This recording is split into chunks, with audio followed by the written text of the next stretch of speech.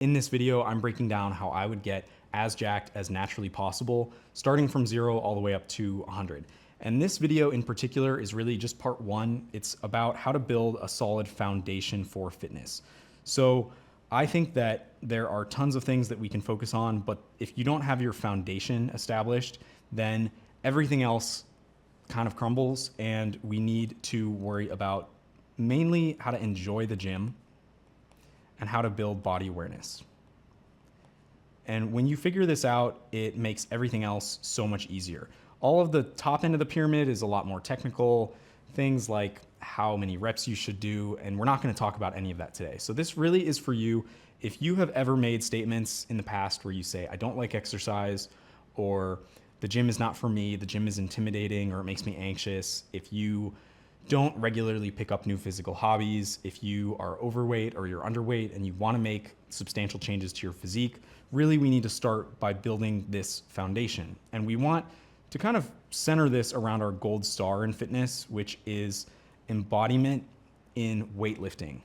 And the reason we use weightlifting is because that is the most substantial lever or driver of changes to your physique, that in conjunction with diet, but we're not going to talk about that today. So again, I want to hone in a little bit further on the problem before we identify some of the solutions. So a lot of people, they approach the gym and they, again, make statements like saying, I don't like lifting, or I'm out of shape, or exercise is not for me, or the gym makes me anxious.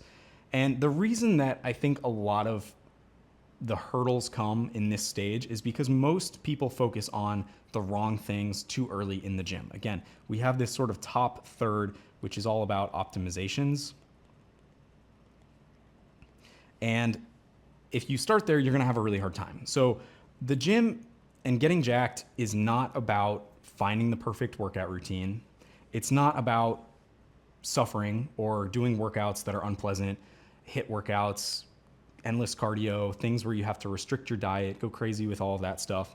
It's not an optimization problem where you can just keep collecting more information and scroll on Instagram and collect little tips on like, oh, I should use this handle for the gym versus this thing, and what's an S tier exercise for bench. None of that really matters to get jacked, at least not for the first foundation. So if you've been spinning wheels, struggling with these concepts, and you've found yourself motivated to make a change, but you haven't yet figured out the best way to go about it, it doesn't lie with any of this info. It's really something that is more about what I see as these 3 main pillars. So getting into the solution here, really we have a reframe on identity and mindset, and that is key. We have friction and reducing friction so that you can more easily get into the space, the headspace, or the literal physical space where you are lifting weights and enjoying it. And then finally, we have embodiment and tools to build embodiment so that while you're at the gym, you're enjoying it as much as possible, because that's what makes you consistent. You're going to do something that you actually like, but if you don't know how to tap into it where you like it in the first place, it's really hard. So again, keep in mind through the entirety of this video that our main goal here is embodiment in lifting. And before I dive into all of these 3 pillars, I want to talk a little bit about this concept where really all we're doing here is slowly shifting the direction of our compass. So if you can picture a version of yourself in 10 years or a year or whatever time horizon where you're saying, I'm jacked. All that we're doing today is realigning the compass to where maybe over the past, I don't know, few years or weeks or whatever it is, whatever timeline, you've kind of aligned outside of this, where you're just like saying, I'm not in great shape, or I'm not strong, or whatever it is.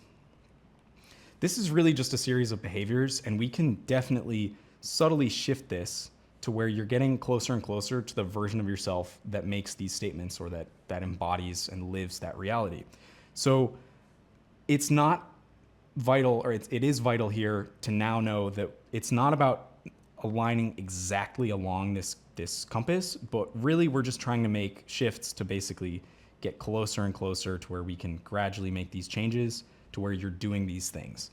And the behaviors that you're going to do are important. This isn't like pure manifestation in the sense that I think you do need to have some sort of mental awareness of where you're trying to go. You need to be able to visualize and see a future for yourself where you are in great shape.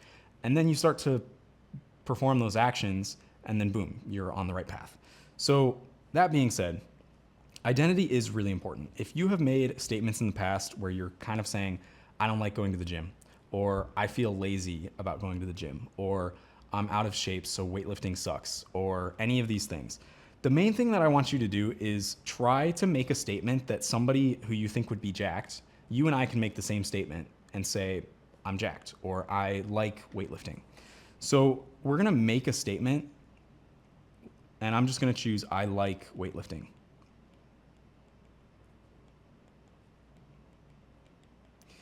And the key about having this actually influence your reality here is that we have to do two things. We have to first cast small votes, and then we have to solidify or really affirm that identity by adding a because clause to it. So what does that mean? For a statement like saying, I like weightlifting, or I like body weight exercises, again, that's something that somebody in this reality would do, this version of yourself in the future. To say, I like body weight exercise,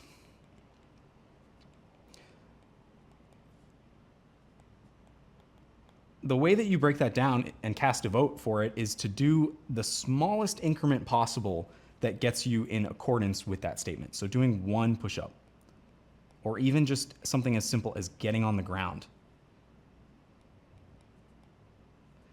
It really can be whatever is the smallest unit that you enjoy.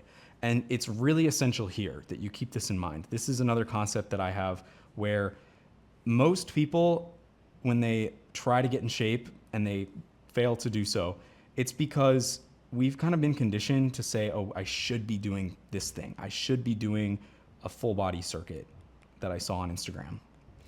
Or I should be doing like a HIIT class.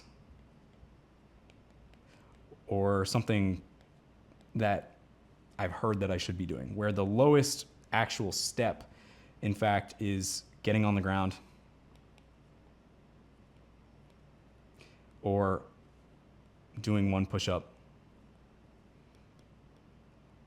And the issue that a lot of people struggle with is there are things here that are pleasant and there are things that are unpleasant based on your current reality. So getting on the ground and doing one push-up, you might be like all smiles to do that, and that's totally cool. But as soon as you start to kind of push yourself a little bit further, things are getting a little uncomfortable, and then they get really uncomfortable, and you say, I hate this, I don't want to work out, it's just not for me, it's not fun. So you then have made statements that are aligning you out of that reality where you are jacked. So to get in better accordance with this, all we want to do is figure out where our pain threshold is. And you need to identify at what point am I going from I'm cool about this to I'm ambivalent about this to now I'm annoyed. So break this down as simply as you can to the point where you are staying in this happy place where you're like, I'm cool to do this. Once you figured out what that is, you can much more easily cast these small votes. So another example of this is to basically say, I pick up new physical hobbies. And maybe all you did was go for a 10-minute walk. That's a physical hobby. Next, what you need to do to align this and create this sense of congruency in your mind so that it becomes true is to add a because clause to it. So you would say, I pick up new physical hobbies because,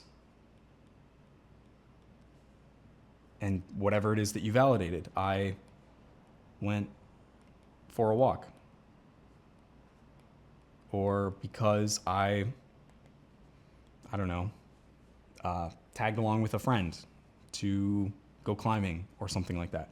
Or because I enjoy it.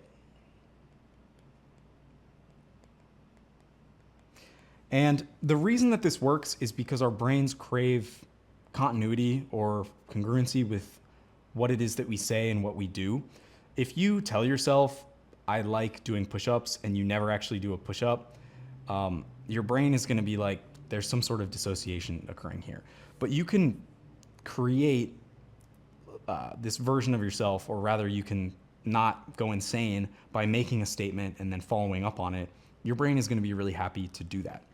The key is to, again, break these down into whatever is the smallest increment, the smallest unit.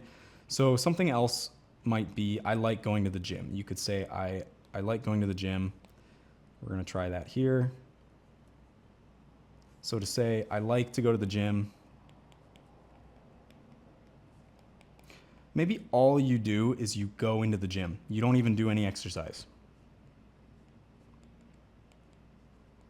You're casting a vote to make that statement true.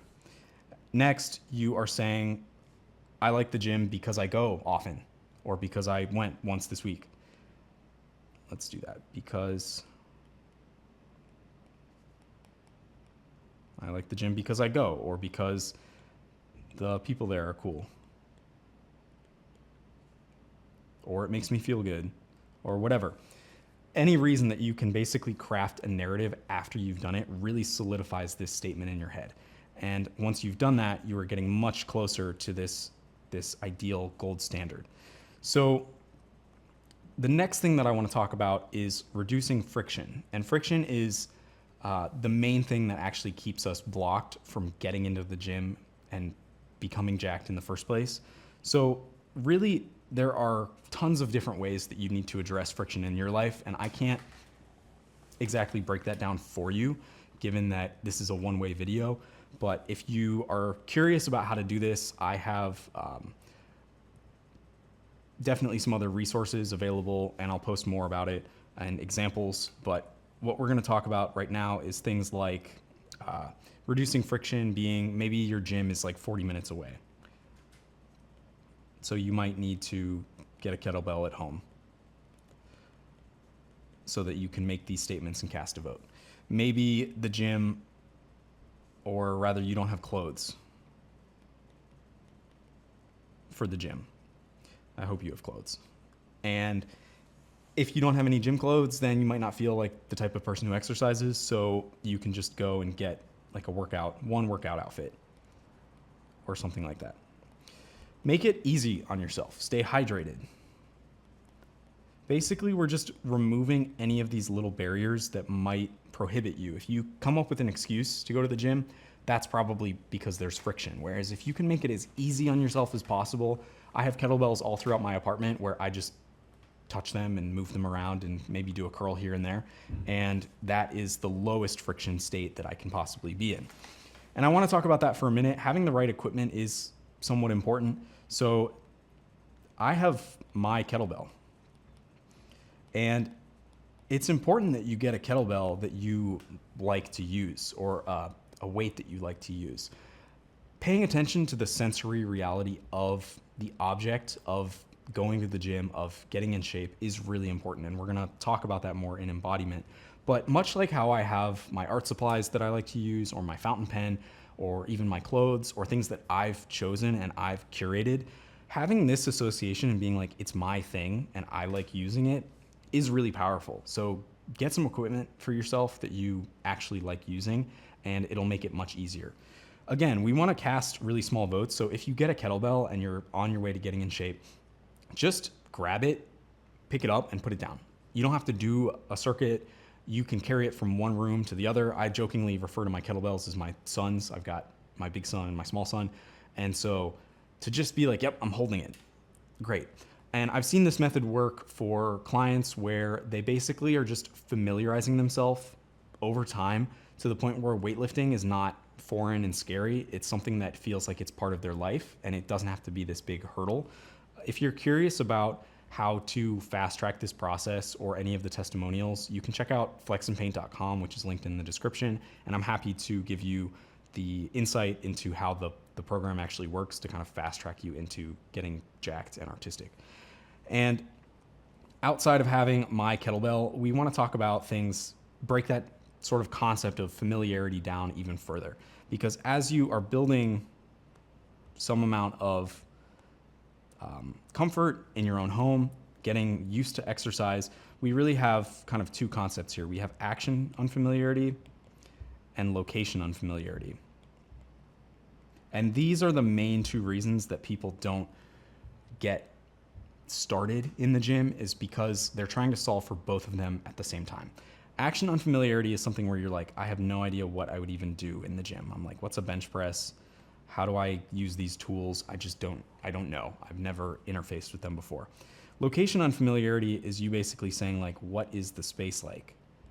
And the reason these cause hangups is because really the root of anxiety around the gym is due to unknowns. And we need to make these unknowns concrete so that they're not intimidating to us.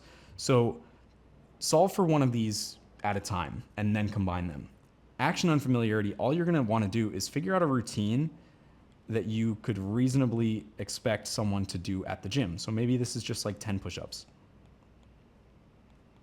and like 10 squats. That's a routine that I could see somebody go into the gym, hit the turf, do that, body weight, and then leave. Like, absolutely. But do it first in your own home, figure out like what the movements or the motions even feel like, and then you are on your way. Next, for location unfamiliarity, we need to absolve or really figure out any of the unknowns of the space. So just go to the gym and leave. This is not, I struggle to say that it's this simple, but to get into the space without any intention of exercising, simply so that you can see the people who are in there, you've at least like familiarized yourself with the faces at the front desk, or like gotten a lay of the land, totally reasonable. All you need to do is drive to the gym. You might even just sit in the parking lot and that's cool. You've at least like figured out like, okay, that's the building.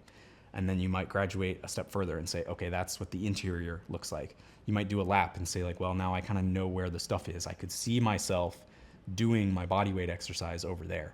It's not important that you solve these in either order, but the thing is, once you've solved this and you've solved this, you can combine them into a successful workout. And then boom, you are now going to the gym.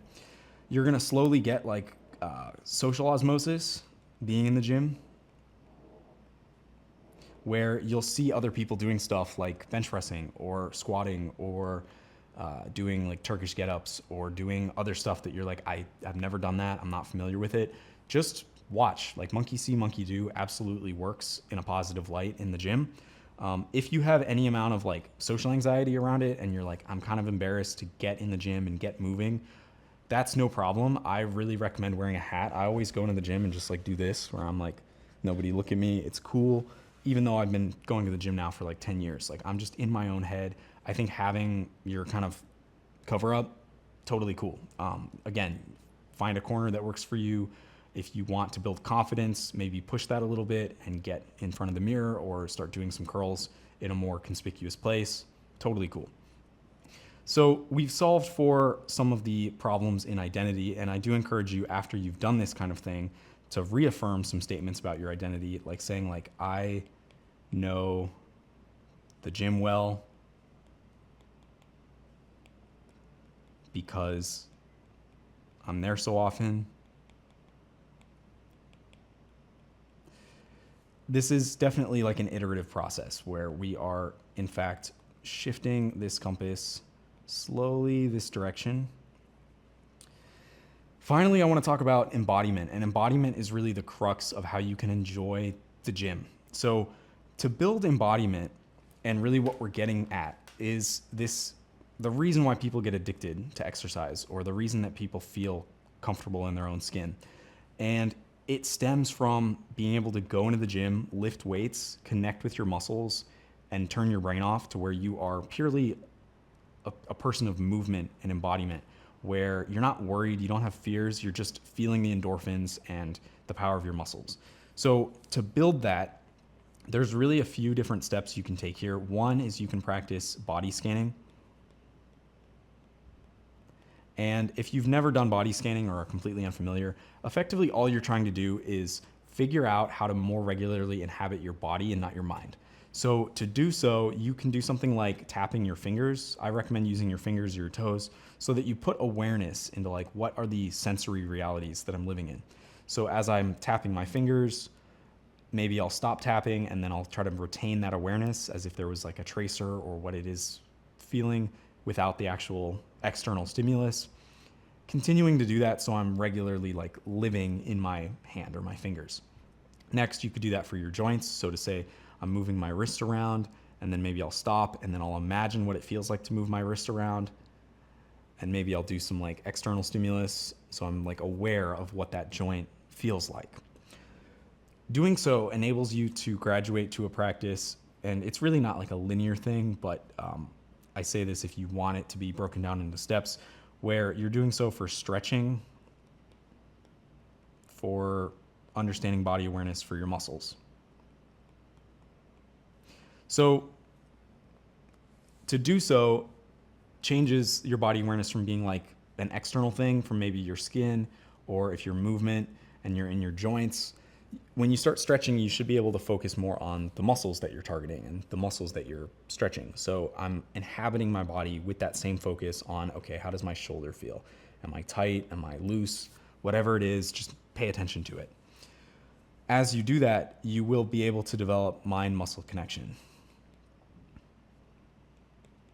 And mind-muscle connection is super important because we want to stay in a state of mind-muscle connection for as long as we are weightlifting, and that's where it becomes really enjoyable. You'll feel the power of your muscles and the endorphins. So when you are exercising and performing a lift, you want to put that same type of awareness that you would have done with body scanning or stretching into your muscles. So as I did preacher curls just 20 minutes ago, I was feeling how it feels to be in a fully stretched state and then getting all the way into a contracted state. You're going to want to watch the ebb and flow of discomfort where it's difficult and it's strenuous as you are reaching failure. And then you can sit and watch and observe how you feel, how you might have a peak of discomfort and then it wanes away to the point where you are satisfied with what you've done. So if you can get through here and you can keep this in mind as you are lifting weights, then you're really on the right track. I want to talk about a few other things in the next video around how to really solidify this down so that we have more consistency. And then we're going to slowly start to pepper in some of these optimizations. And these are things like, what exercises should you do so that your muscles are balanced? And how do you change your diet so that you see faster changes to your physique? All of these things that are important, but they are not the basis of what it is that we are doing here.